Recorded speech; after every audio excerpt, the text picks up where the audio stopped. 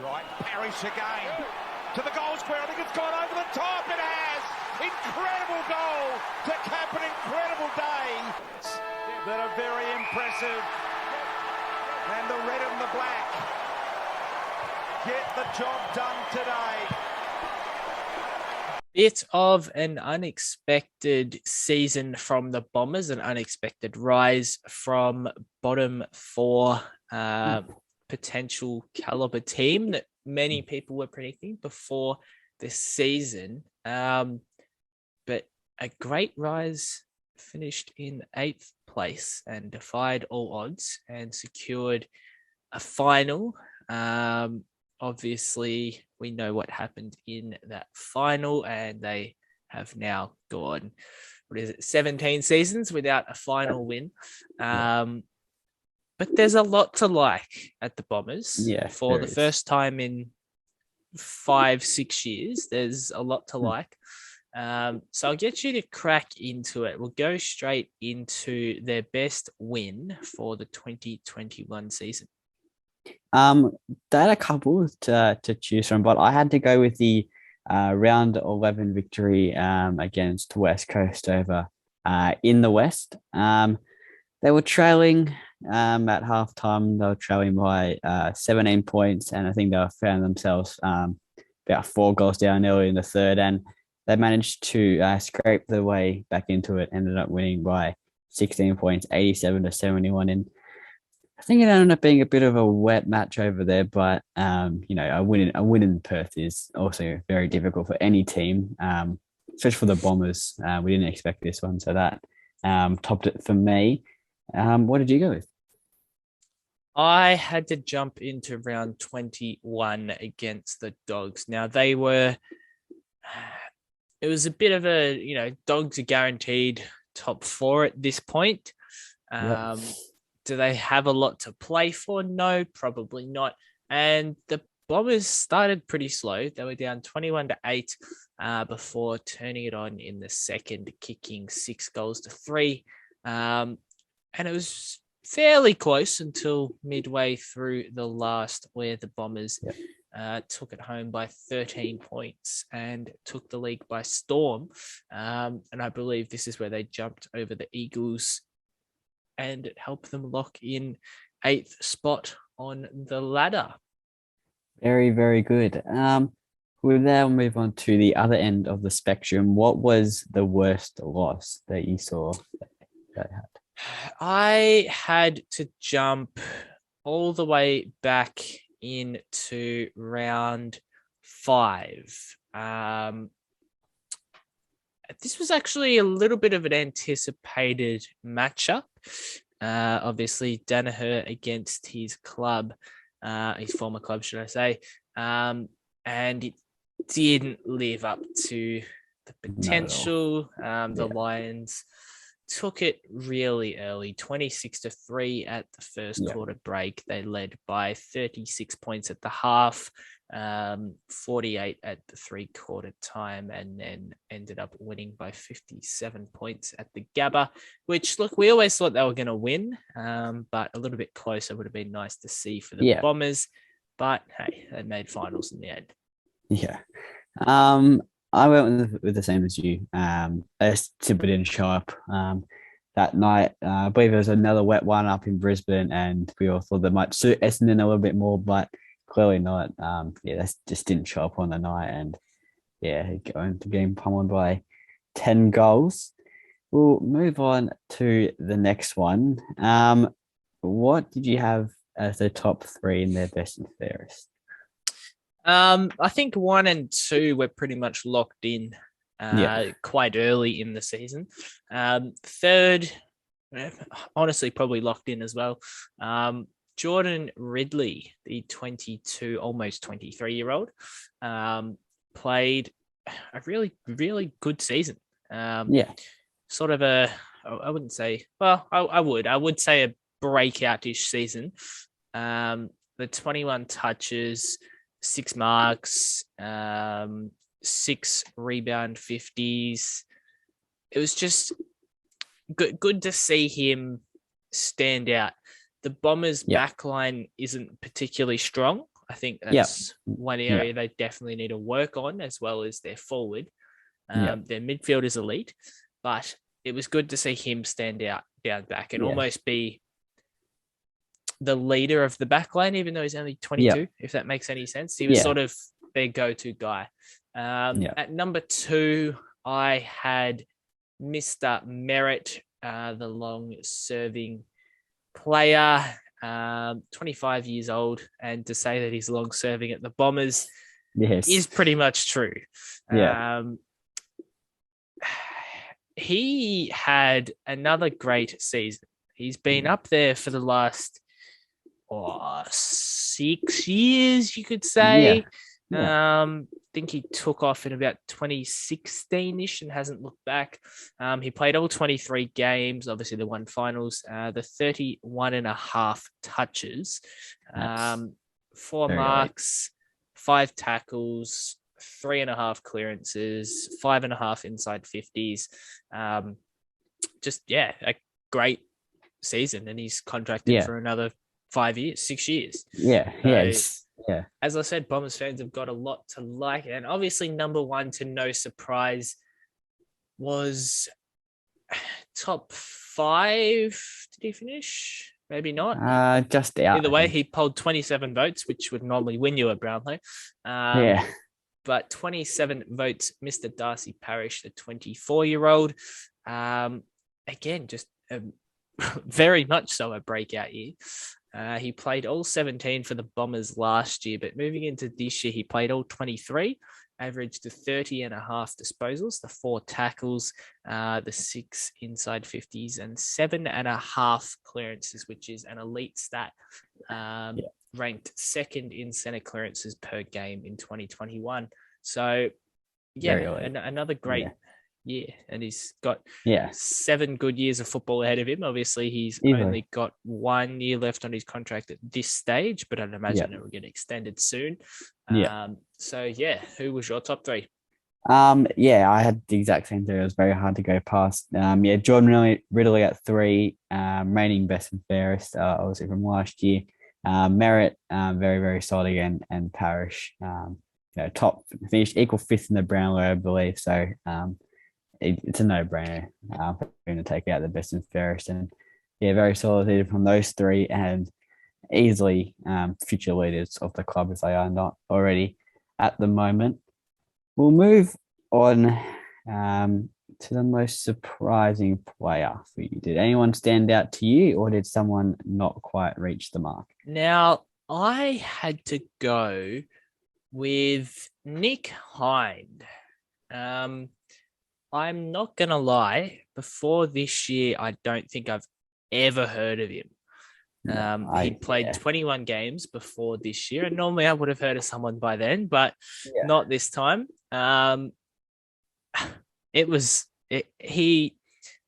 I look at his stats, they blew me away with the improvement that a 27-year-old can have. Plus 13 disposals from last year, plus 3.5 marks from last year, 3.5 inside 50s, 3.5 rebound 50s. His run and carry off the back line was elite work. It was Adam Sard-like. It was a replacement. Yeah, I fully agree. So that's why I had him as my most surprising. Now, who did you have? I went with one that would have been more obvious, but I went with Darcy Parish. For me, he surprised me. He polled the 26 Brownlow votes, finished equal 5th. For a 24-year-old, who I don't think polled that many last year, he definitely came out. He won every medal. There was possibly won the Anzac. He won the Dreamtime. He won the Country one. He has won every one that you could have won. He was absolutely amazing. He averaged 30 touches, up 11 from last year. And every category here just says elite. And that's just the one word to describe him. He's just, he's just superb. He's going to be future star of the comp if he isn't already. And in my eyes, probably a Brownlow medalist down the line somewhere if he keeps on improving his game. I think he just needs to improve his efficiency. that was sort of one thing that let him down. Yes, that's what people were arguing all year. He did get the 30 and a half touches a game, but what he did with them was not. Yeah. It's not like a Sam Walsh player. Yeah. People compare these two all the time, and I have to laugh at it.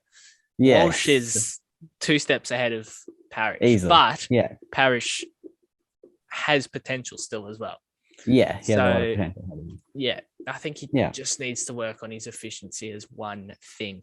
Now, what do they need to target, or who do they need to target, and what do they need to do for next year to become a finals team again, potentially? Because personally, I don't think they have what it takes to run it back for finals next year. Not yet. So what do you think they need to do? I feel like they just need to run it back with the same team. They also need to find a replacement for Cale Hooker, with him obviously retiring. But I think it's need to keep progressing the young core. They've got so many players who are in their 20s and who have got, good 4 or 5 years ahead of him. And just don't push too early, probably. As you said, I don't think they're finals worthy, or to go far into finals just yet. I still think that's about 2, 3, 4 years down the track. But if they just come back and do the same as they did this year, they're going to be very, very strong. They've knocked off some top teams, as we mentioned just before. So, they just run it back, I guess. Don't try and change too much. Always keep Parrish, Merritt, Ridley, Draper about, Stringer. If they can all have good seasons again next year, they're going to be strong force going forward. What do you think they need to do? Do they need to change anything? Or? Yeah, no, I agree to a certain extent. I think sort of run it back, get the games into the young bloods. I still think they lack a key defender. Yeah. Jordan Ridley is sort of, I wouldn't say he's your main key defender, if that makes sense. Yeah. They lack a big body presence. Yeah, a big, yeah. And I think they do down forward a little bit as well. Yeah. Peter Wright, Stringer, but Stringer's mid-size, so he's not. Yeah. He's not Peter Wright. He's not like your Ben Brown or someone that just goes in and crashes the pack, as a pure example. So I think they need one of them as well, because they have the crummers. They have Stringer, they have Tipper. Merritt sometimes goes down, rarely, but sometimes. So, I think they just need to get the games into the young bloods and find those key position players to fill the gaps if they are looking to run it back to finals next year. Otherwise, hit the draft, continue their positive rebuild, and in 2 to 3 years' time, they'll be very, very good. For sure. Predictions now, very early on, but where are they going to finish in 2022 through your eyes? Personally, I can't see them making the 8. Yeah. It would not shock me if they did. But I can't see it happening. So for that reason, I've got them in the 8 to 12 rank. As I said, can't see them realistically making the 8. And if they did, it won't be past the 8th. Yeah. And I can't see them dropping a whole lot. So I think that range is about right. How about yourself? I've gone in the exact same range. I wouldn't be surprised if I see them making the 8 again, but they also have that possibility of, dropping all the way to 12th. So I've got between the 8th and 12th. I believe they'll be up there because I reckon they'll win about the same amount of games, but probably a few less. And I would be surprised they make the 8. But as I said just before, I don't think they should push too early. Just hold back a couple of years and just let things sort it out itself. And now, finally, if they were a test, what grade would you stick on the front of the 2021 season? It may be a little harsh given the expectations they exceeded. A lot would argue probably even an A. But I chucked on a B+ purely because of their elimination final performance. Yeah. If they competed and it was within I'd say 20-ish points. I probably would have chucked him in an A-. But their performance against the Dogs, given they only beat them, 3 weeks earlier, I had to drop it to a B+ for me. Yeah. I've gone on the other end of the high scale. I've just given them a A. They exceeded so many expectations. I had them in the I think I had them in the 12th to 18th range. I had them below. And somehow they jumped up and made finals. So it's very good by the young Bombers core, having the start they had, choking a 40-point lead to Hawthorn back in round 1. Everyone just thought this Bombers team isn't going to go anywhere, but they came out and just proved everyone wrong and made finals. But again, as you said, their elimination final loss was very, very poor and pretty much ended the Dogs a free win. So, they weren't ready for finals, and I don't think they are for another 2-ish years' time. Very good. I think that just about wraps it up for the Bombers in 2021, unless you have anything else to add. No, that's all from me. All sweet. So make sure you tune in for the next couple weeks to take a look at the top 8 teams in season review, all of them. Obviously, the next one will be the GWS Giants. So stay tuned for that, as well as all of your trade news from throughout the next sort of month or two period before the draft, where, look, it's honestly one of the most exciting times of the year with all the news around your club. So make sure you stay tuned for that. Otherwise, we will catch you then. See ya.